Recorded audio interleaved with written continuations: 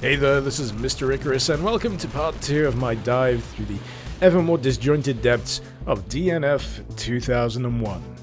Last I left off, we were careening across the lake in a speedboat turret section, pursued by corrupt EDF forces, and generally trying to figure out any semblance of context, because the level before that had me fighting a unkillable boss at the top of the Stratosphere Tower in Vegas. But that said, it's all pretty much par of the course, and it's only gonna get more threadbare as we proceed, because lest I remind you, unfinished game is very unfinished. At first, there's a bit of false hope that the Hoover Dam levels here might have a little bit more substance to them, what with the opening of this level here featuring a few soldiers for you to contend with. However, that dries up relatively quickly. At best, and this generally holds true for the majority of the levels going forward, it's largely going to be sightseeing and maybe the dearest of placeholders marking a potential spot for a puzzle or mechanic that ultimately never got fleshed out. But when we get down to it, what really is there to say about the Hoover Dam levels? Well, the first one has a gift shop. The second chunk is a little bit more wide-ranging. You can stroll around the museum, you can admire the mural, you can even drive the bike around, not that there's really anywhere to go. And after my no-clipping curiosity was satisfied, I eventually found the exit trigger with a pair of disembodied Dukans that I imagine would lower you via crane to a maintenance hatch below. As for this section, pretty empty. There's not a lot to see here. It's a lot of busy work trying to figure your way around the tangle of tunnels until you reach a lower section and eventually behold what I can only describe as true beauty. After admiring the tangled pipework of the following section that I genuinely did not have time for, we emerge into that aforementioned section of placeholder puzzling, a long, lonesome walk down some underground tunnels and catwalks before eventually just dead-ending at a keypad with no code, which is a fairly common occurrence to be honest at this point. An elevator ride takes us up to the next and final chunk of the Hoover Dam, the generator area, where something is siphoning power. I want to imagine it's got a connection to some of the occurrences in later levels. There's a big old hole in the ground, literally an entire level just dedicated to that visual, which could possibly have ended up as cutscene, who knows. And then there is mention of a cycloid saucer having been dug up, which is information that comes entirely out of order much later down the line, and it's here that I imagine everything is just up in the air in terms of running order. I can see the threads just dangling there in the air. They're just not connected to anything in any meaningful way anymore. But regardless, my pet theory is they're siphoning the Hoover Dam to provide energy for the saucer. There you go, job's a good one. You can use a crane to maybe destroy it, but hey, unfinished game is unfinished, barren level is barren, and shit don't work. After the Hoover Dam, it's a short ride down the highway with some pretty neat scripted missile blasts before you land squarely in the barrens of the desert. All things considered, it is a pretty lonely place. There's a few hints to some ideas that were maybe planned, like this big-ass boulder that would no doubt tumble down a hill at some point. There's also the donkey ride. You may remember it from the E3 trailer, and this is literally all there is to it. I'm not kidding.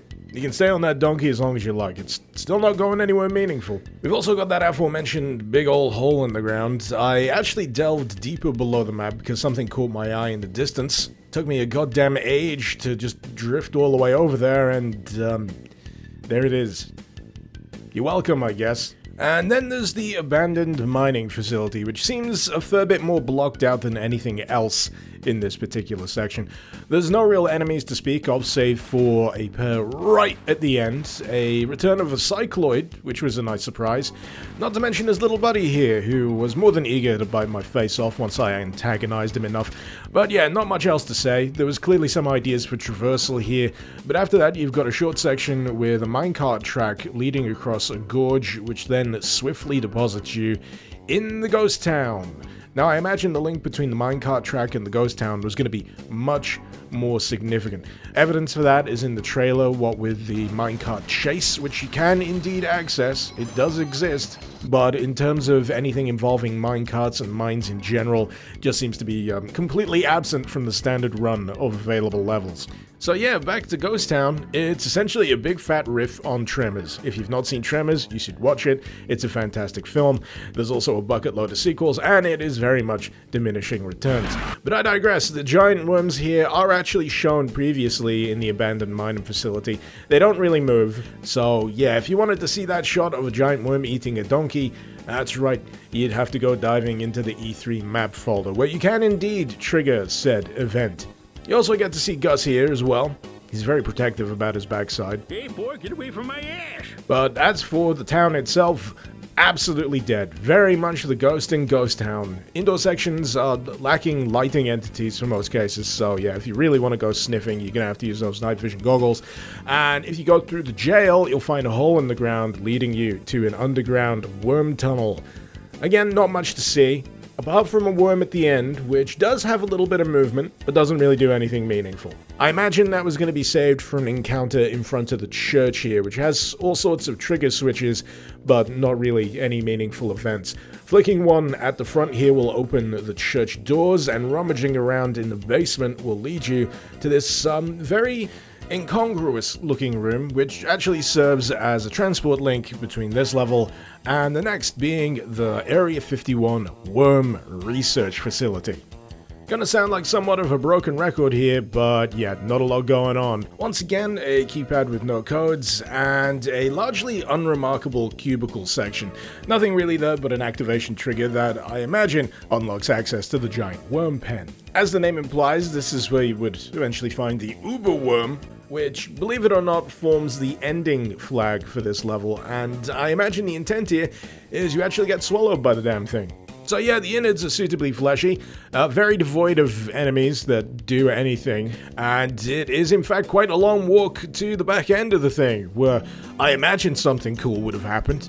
I can only imagine finding the worm's heart and sticking a pipe bomb in the thing, you know, something Duke and badass. But the whole worm research facility makes me wonder about a potential link between these and the tentacle parasites infesting some of the EDF soldiers. Maybe it was part of the research here that was subverted and applied to that. I don't know, I'm spitballing here. I see those dangling strings and I just want to grasp for them. I know I have a problem, I can't help it.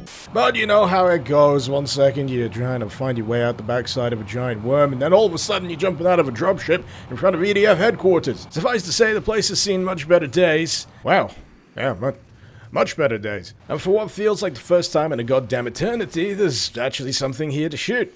Shame about having to shoot the dogs. I just pretend they've got the same worm parasite thing as the humans. Anyway, main gate's closed. Sewer, octobrains, water puzzle I couldn't get working, explosion. There's a further smattering of EDF guards littered throughout this section, but they're quite far apart from one another. You got a turret to take care of a few in the distance, and just to make things interesting, a werehog that can tank several nuclear warheads to the face. I don't know if it's just me, but it sounds weird calling them werehogs. It just reminds me of that Sonic game. In any case, after that, it's a lot of big, a lot of empty, especially this walk up until the air control tower, at the top of which you get to fight a few octobrains, flip a few switches, attempt to land a stealth bomber. Failed miserably, just couldn't get it to work. Chances are I just flipped something out of a sequence and caused the entire thing to bug out. After that, it's a climb up an office block for the EDF, where I imagine you would have got a briefing from General Graves. I'm afraid you can't trust anyone.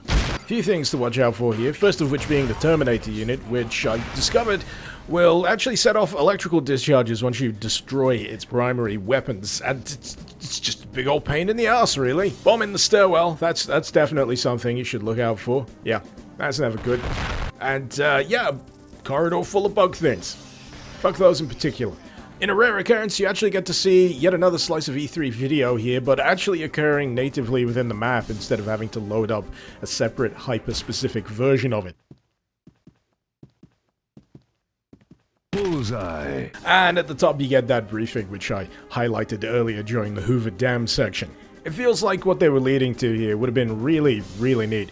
And there's still some interesting stuff to be glimpsed. The following section, for example, lets you see the cycloid source of power up and just thoroughly blow the crap out of buildings in the immediate area. before leading on to a nuclear launch facility via a very shiny basketball court, which, you know, back in the day would have just blew some people's minds to see.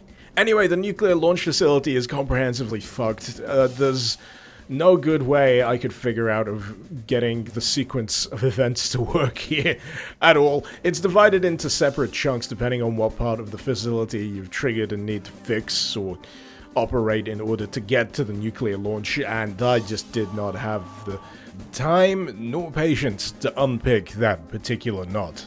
The next accessible level through the menu here is interesting for a number of reasons. One, it's not actually accessible. Two, it features a thumbnail that's just taken from a porno.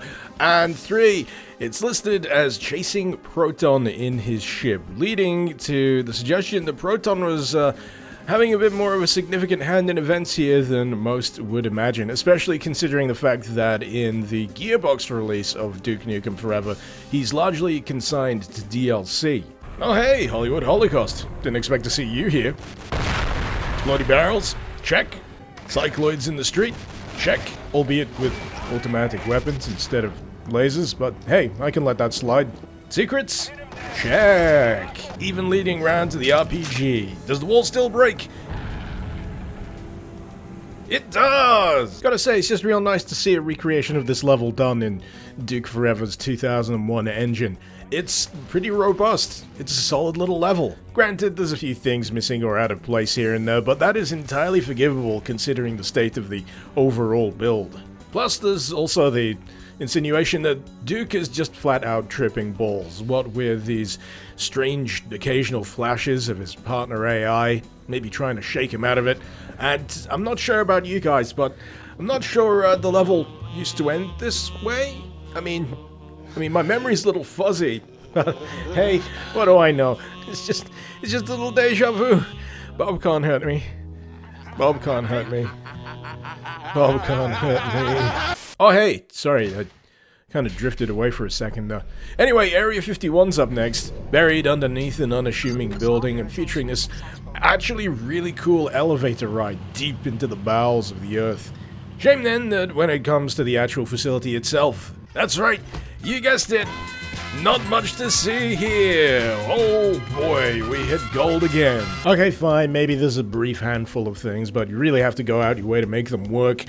Such as this scanner room, which determines that you're not allowed entry into Area 51 and dumps you into a poison gas room. That'll require the respirator that was in the same room to unlock it. And after that, it's these guys, who do nothing except look interesting and turn up for one shot of the trailer. There's some traversal puzzling involving sliding ladders, some vent crawling, and then this thoroughly comprehensively balked puzzle towards the back involving sliding shelves, which you can't actually see because they're clipped into the floor, but still present an obstacle if you try and walk through them. I wish I could say the area gets much more interesting beyond that section, but it honestly really doesn't. It's almost on par with Ghost Town in terms of being bare bones. There is light, however, at the end of this tunnel, because one of the following levels involves getting shrunk and exploring the innards of a computer. Again, you can't really do much, but the novelty value alone makes it much more interesting. And guess what? It goes even further with a full-blown homage to Tron. Welcome to the digital realm, the world inside your computer. It may look interesting, but I regret to inform you that sadly... So yeah, this is the moon level. You have now witnessed everything there is to do in it. So the first chunk of the last level here is a quarter-scale Mothership environment. And you can probably tell that by the fact that these cycloid sources parked up here are much smaller in scale than the one that was troubling the skies above the EDF base earlier. As you might imagine, it's very much sightseeing only, and even then, there's not a lot of sights to see. The Mothership itself largely covered in temp textures, the most interesting thing here in my opinion being the skybox. But if anything, this last batch of levels should ram home the point that the team was absolutely nowhere near nailing down the details of Endgame for this build of Duke Nukem Forever. Nor would I really have expected them to, considering what they had available in the earlier chunks of this build. What I do find endlessly fascinating about this final chunk, however, is this very rough prototype of a prospective final boss fight. There's two massively scaled up EDF Terminators in what looks like a mock-up urban environment within the docking bay of the Mothership here, and the insinuation is that you get in and have a great big mecha fight. Believe it or not, there's actually a few moves you can trigger for yourself here. They're not automated, it's entirely up to your own volition, but regrettably you are rooted to the spot. There is no moving around here, there is no creating your own Godzilla-sized Duke showdown, but hey, we can at least dream of the possibilities. And on that note, we actually reach the end of what's available through a standard perusal of the levels in the main menu here. Granted, there is a lot of stuff to pour through if you want to find the level designations for the stuff in the map folder. There's a lot of test levels, there's a lot of little snippets from the E3 video folder that you can play around with, loads of stuff to delve into, and I imagine there's already many people eager to poke around and see if there's stuff they can fix up for themselves. In fact, over on ModDB, there's already a listing for the Duke Nukem Forever 2001 restoration project, so yeah, you better believe I'm going to be keeping an eye on that one to see if they make any significant headway. In the meantime, however, I'm sure many of you will be finding your own ways to check out the 2001 build for yourselves, but for those of you that have had your fill through this here guided tour, I humbly recommend checking out a mod for Duke Nukem 3D. You'll actually find it under the name of Duke Nukem Forever 2013, and it's a really interesting interpretation of what was present in that original 2001 trailer. It's really honestly fascinating to compare and contrast that with what we finally gotten to discover here. With all that said and done, I'd like to say thank you very much for joining me on this journey further down the spiral of Duke Nukem's 2001 build. It's honestly been super interesting delving through this, and I hope at the very least it's been illuminating for all that have watched this far. In any case, it's here that I sign out for a bit of an extended hiatus. I've been planning on taking a break for a while now, but I feel like the conditions are finally right. You'll still be able to catch me online on various platforms such as Twitch. It's just that producing YouTube content is going to prove extremely difficult over the next month or so. But as always, this has been Mr. Icarus. Thank you very much for watching. Icarus.